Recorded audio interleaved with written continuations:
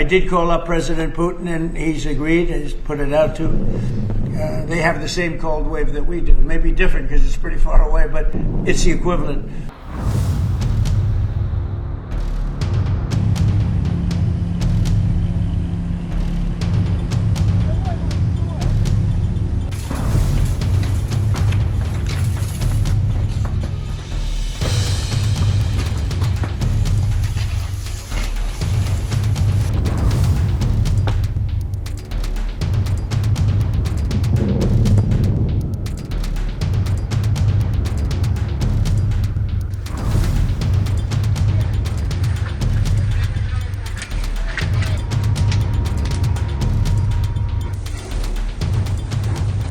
Fresh strikes have hit Ukraine even as Trump claimed Putin had agreed to stop attacking Ukrainian cities, raising immediate doubts about whether Moscow ever accepted a pause.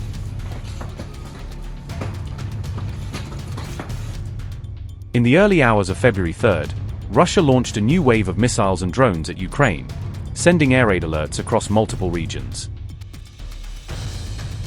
Ukraine's officials and media said the overnight assault came after a pause in major strikes that was reportedly agreed with the US, making the timing especially explosive.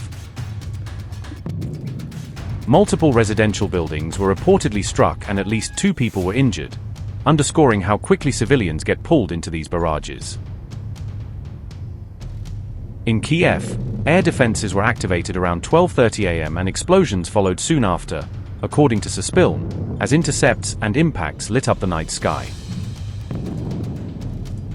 Explosions reportedly continued to rock Kyiv for at least an hour during the assault, suggesting either multiple waves or extended engagements by air defenses.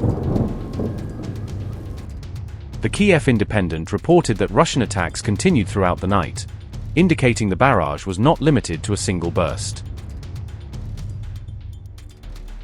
Fresh attacks were also reported along frontline areas in Sumy, Kharkiv, Dnipro and Zaporizhzhia, spreading pressure across several operational directions.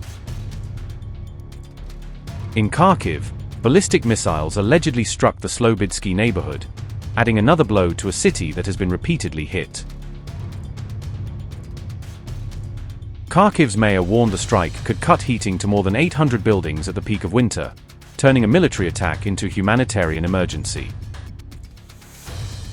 Dnipro in eastern Ukraine was also hit by ballistic missiles, according to the Ukrainian Air Force, showing that Russia's targets stretched beyond one region.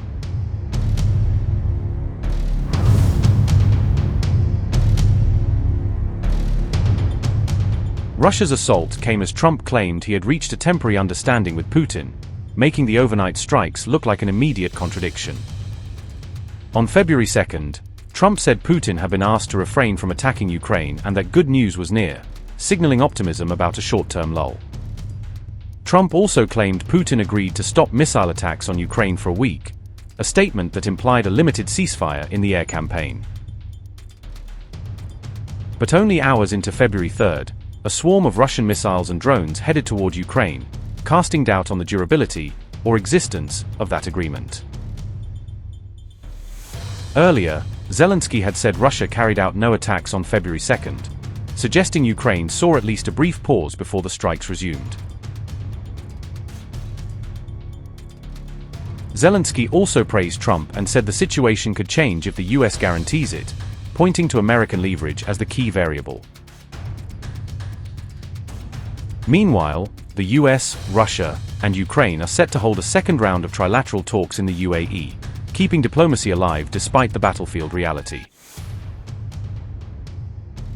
The previous round produced no breakthrough, with both sides sticking to their red lines, indicating talks may be more about testing limits than closing deals. We settled 8 wars, and I think we're doing very well with Ukraine and Russia. For the first time, I'm saying that. I think we're going to maybe have some good news. We're losing 25,000 people a month are being killed in that war, ridiculous war. 25,000. It was 31,000 last month. Think of it. Young, beautiful kids, the kids have parents, they have parents. It doesn't affect us in one way, but in another way, it's 25,000 souls that if I can solve it, we're not spending money like Biden did. He gave $350 billion away. I make everyone pay.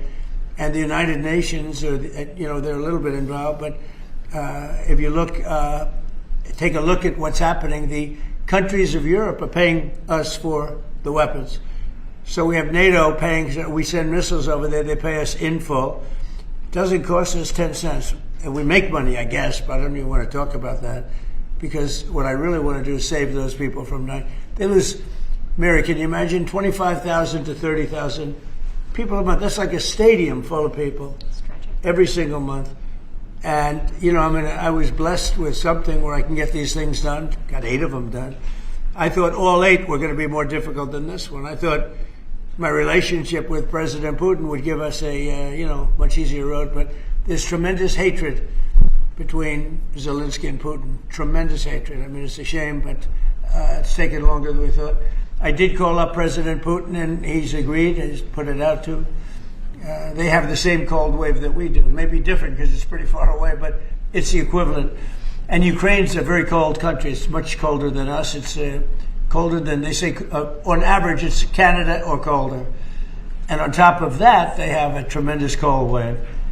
And I asked him if he wouldn't shoot for a period of 1 week, no missiles going into Kyiv or any other towns, and he's agreed to do it. So it's something. Today,